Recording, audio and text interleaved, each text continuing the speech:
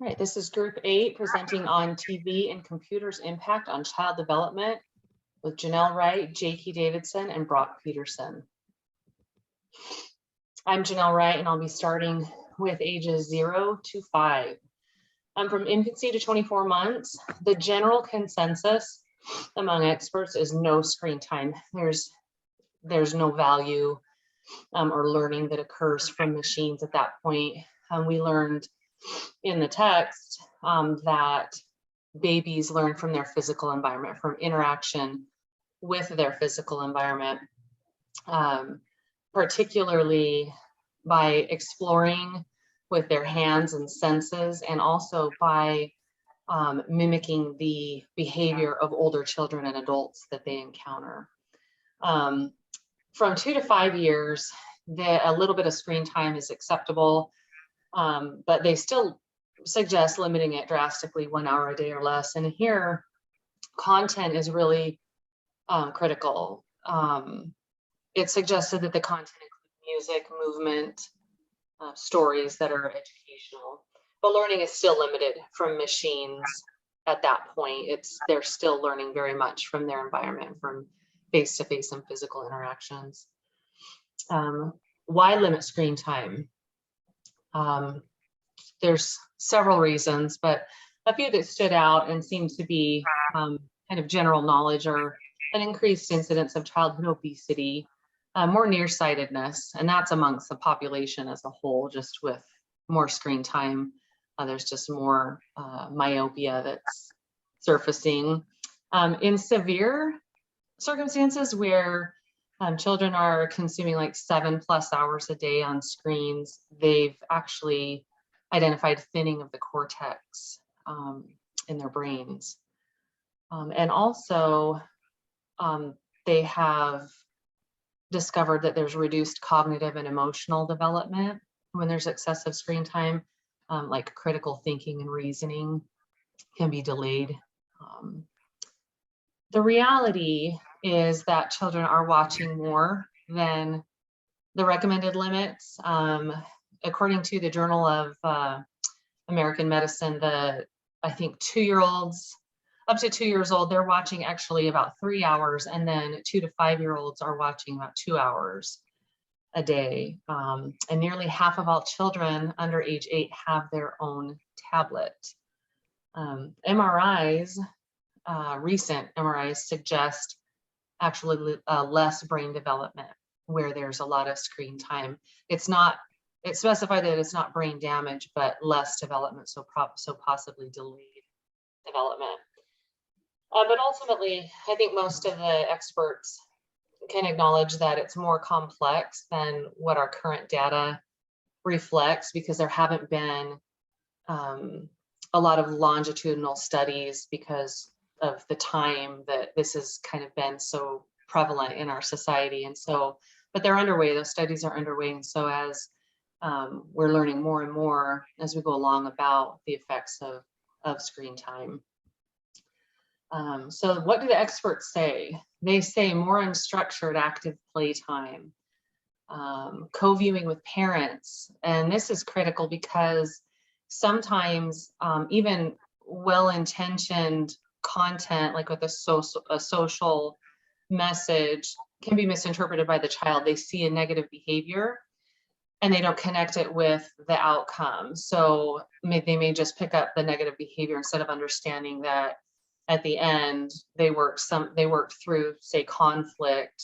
They have a hard time connecting the outcome with the behavior.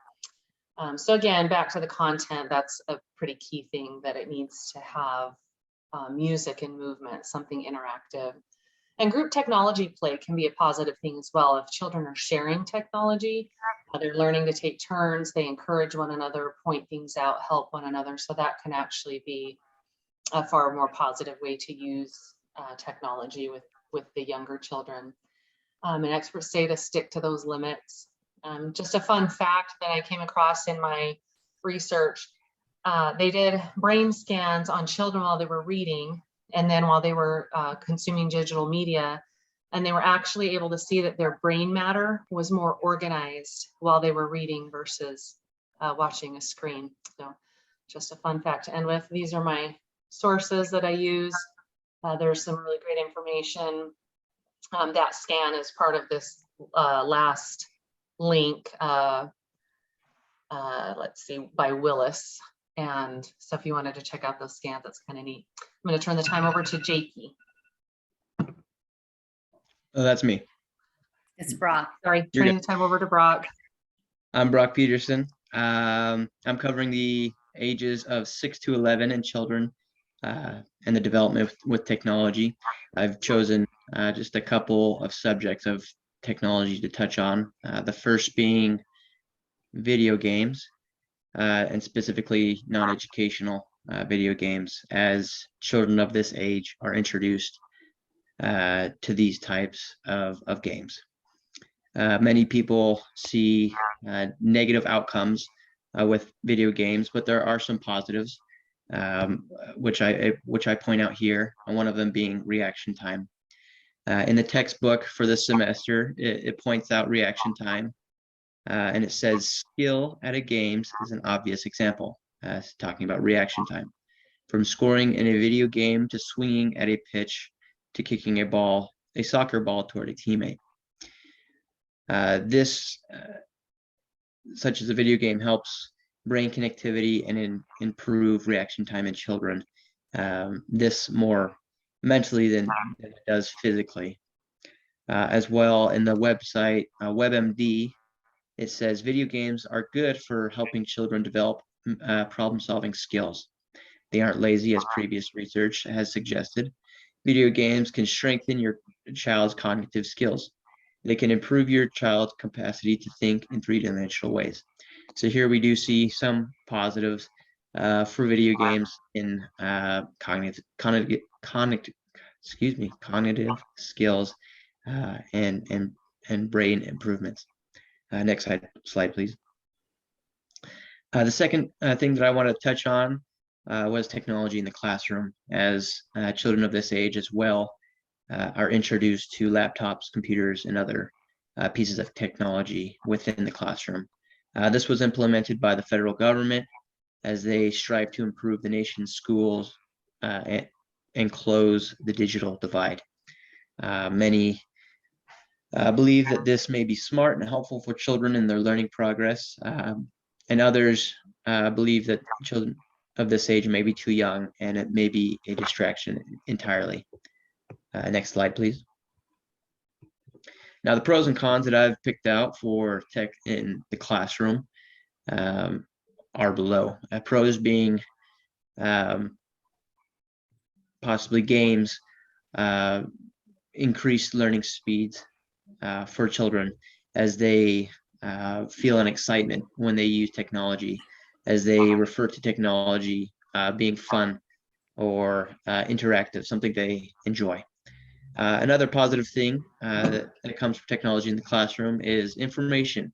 It is more available to them and is quicker to pull up. As well, it prepares and teaches for future use of technology. Nowadays, we cannot escape any source of technology, really. So school is a great way to teach kids in a controlled environment how to use it properly.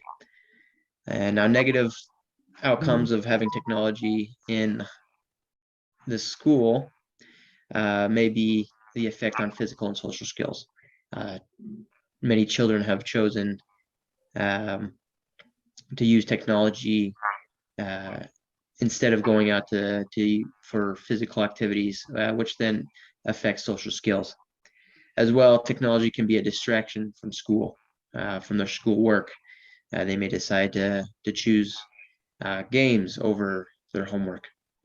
And another negative is not necessarily the students themselves, but it's the teachers. Many feel that they are not properly trained or prepared to use technology to teach children, as they are unfamiliar with the manner of which to do so. Next slide, please. For me, whether video games and technology in the classroom boils down to two things, and that is education versus entertainment. we need to ask ourselves, does technology in a whole provide more of an opportunity for students to excel in school and learn at a quicker pace, or does technology distract students and provide an out for children? Next slide. And here I've listed my references, which you can look up to learn more about these topics. And I'll turn my time over to Jakey. Hi, I'm speaking about adolescents, and this is about their cognitive development. Adolescence range is from puberty to adulthood, a time of rapid physical and sexual change. Their prefrontal cortex is not fully developed, and so their analytical thinking is not mature, and they default to intuitive thinking. This, along with hormonal changes, becomes a mix for precarious decision-making. Adolescents are impulsive, egocentric, and self-conscious. This developmental state makes them susceptible to the influences of TV and technology. Peers are their greatest influencer as they seek to know who they are. In this graph from your text, it talks about impulsivity and sensation seeking. And you can see at the highest point where they interact, it's at 14, and I'm guessing 3 months. Okay, next.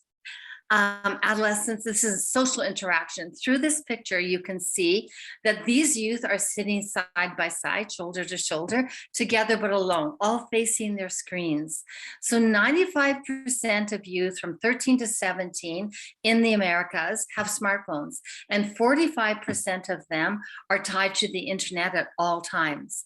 And adolescents, because of this, spend less time in person. And technology becomes a very powerful influence on their identity and socialization.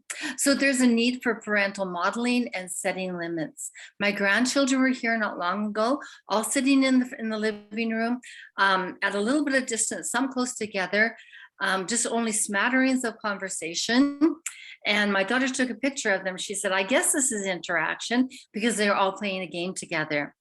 Next. TV. So time spent in school for up to grade 12 is about 12,000 hours, and time spent watching TV is about 15,000 hours for the same age group. The average child views approximately 20,000 commercials, and even during family time viewing, those commercials romanticize risky behaviors, cars, guns, sex, and drugs. And injuries to children are largely because of risky behavior, injury, and death. Now, in this graph from our text, it's talking about the percentages of youth from grade 9 to grade 12 who admit to having had a sexual intercourse. They're showing the disparity in 1991 between male and female. And then at 2017, that gap is narrowing. But interestingly enough, if you go back 4 years from 2017, those youth in grade 9 are saying that they were more sexually active than they were in 2017.